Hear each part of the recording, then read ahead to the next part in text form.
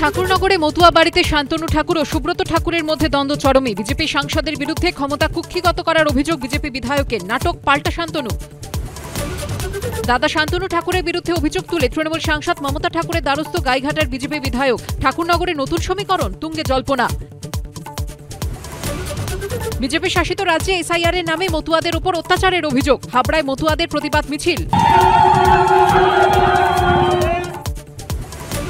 স্বরূপনগরে সীমান্ত দিয়ে অনুপ্রবেশের চেষ্টা। বিএসএফ এর জালে বাংলাদেশের পুলিশ আধিকারিক। ধৃতের কাছ থেকে উদ্ধার ওপারের অ্যাসিস্ট্যান্ট সিপির পরিচয়পত্র।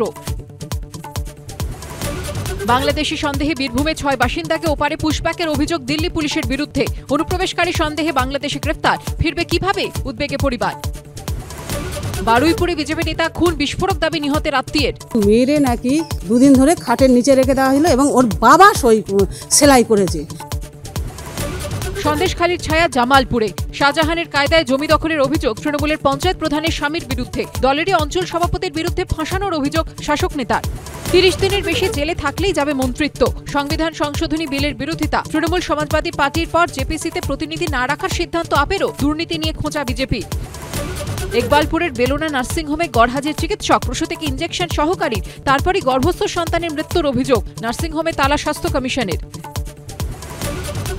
বারুইপুরে বিজেপি নেতা নৃশংস খুন, ফুটেজ ঘিরে তোলপাড় রাজনীতি। নিহতকে মাদকাসক্ত বলল পুলিশ। আজ জবাব দেবে বিজেপি। ঘণ্টাখানেক সঙ্গে সুমন, রাত 8টায়।